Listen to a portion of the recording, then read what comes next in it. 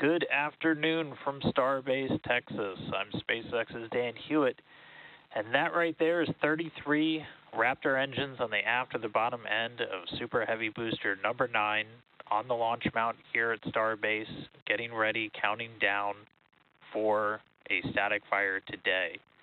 As of this moment, propellant is loaded on board the vehicle. We started that a little over an hour ago. As you can see, we only look about half of the vehicle fully frosty. As for a static fire, we do just about a full load of the liquid oxygen and only a partial load of the fuel, that liquid methane on board. That's all we need for a static fire test. As of this moment, we are in a hold at the T-minus 40-second mark. This is a planned hold. We're just going to hold here while we wait for the fuel temperatures to get to a desired range before we resume the countdown. Once we see everything in the right range, we'll get ready to start counting down. We'll get the clock up and it'll start rolling from T-minus 40 seconds. Again, this is the second time we've static fired with this booster. The Super Heavy, the first stage of our Starship launch vehicle, the most powerful rocket ever designed, ever flown. Not looking to lift off today, just looking to ignite those engines on the bottom. This is a critical test before you get ready to go fly. This is really your chance to put everything together. All of the different systems on board the rocket, propellant handling, the engines themselves, all of the ground support equipment, all of our operators who are going to be responsible for flying this vehicle with Starship on top during that next flight. This test is really tying everything together and is in the critical path before we get ready to go to launch. In addition to everything on the rocket, again, you have a lot of the ground support hardware that is going to be involved today. We're going to once again be using the flame deflector underneath. You've seen that tested a handful of times, both with and without the rocket. We used it during the first static fire with Booster 9 a couple of weeks ago. So once we resume the count, again, it'll be about T-minus 40 seconds.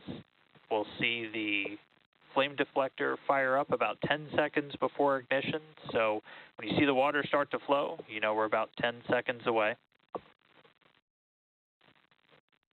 But so far, it's been a pretty clean count so far today. Haven't been tracking any issues. And we're still, again, right now we're at a hold. This was a planned hold in today's operation. We just want to make sure we got fuels at a desired temperature range before we resume that final countdown.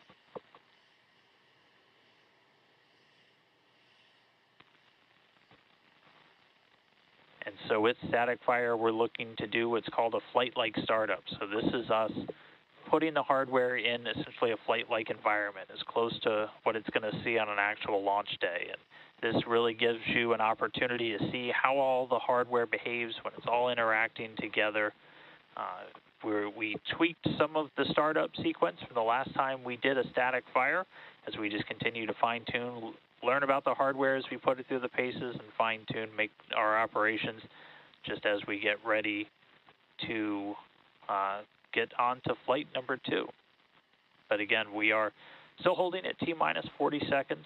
We'll hold here for a little bit longer, still watching the temperatures on those fuels. Once we're in a desired range, see the clock come back up, and we will start counting down.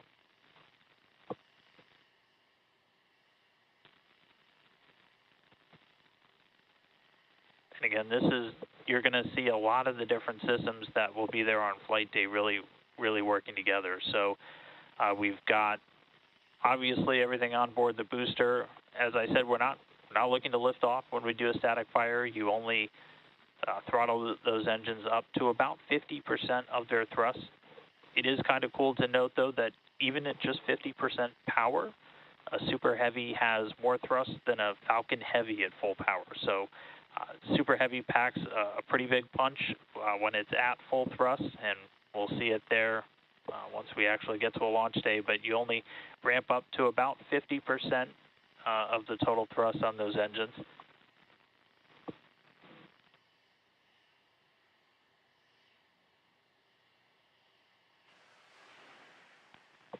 And hearing some good news, sounds like our clock has started to roll, so we are less than 40 seconds Clock is rolling, away T-minus 30 seconds. from static fire. T-minus 30 seconds and counting.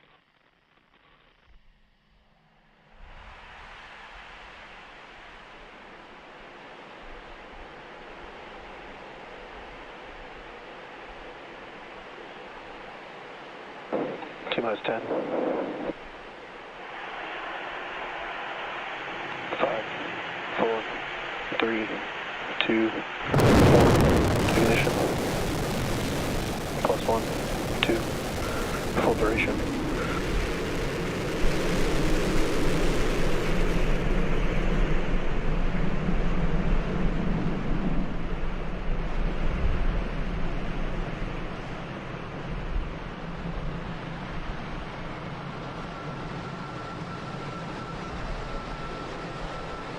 Booster 9 static fire complete.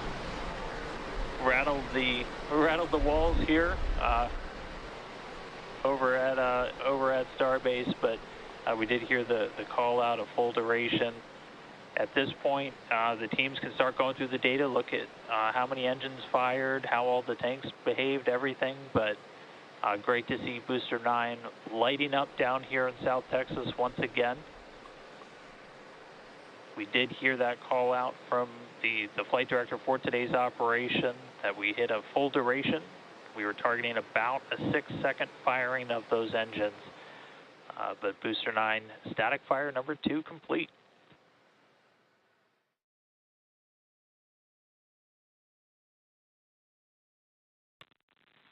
All right, well, as I said, now's the time when we can essentially start to safe the vehicle. We'll start to offload the prop, and then the teams can get right into looking at the data and see how that static fire went. We heard full duration. We'll share some additional information as it comes in. I know everybody is excited to hear how many engines lit. We'll get that data and share that a little bit later. But everything went off today.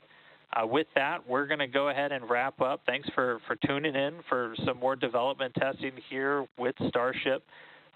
Definitely a reminder that a lot of space operations still coming this weekend. We're getting ready to launch Crew 7 to the International Space Station. That coming in the early hours Eastern Time tomorrow. And then we'll have a Starlink launch, assuming that gets off the pad, a Starlink launch later on Saturday night. So be sure to stay tuned in to us on social, on the web for progress updates with everything down here at Starbase and Starship as we continue the march on to flight number 2. So thanks for tuning in real quick this afternoon. I'm SpaceX's Dan Hewitt, and we'll see you next time at the Gateway to Mars. So long.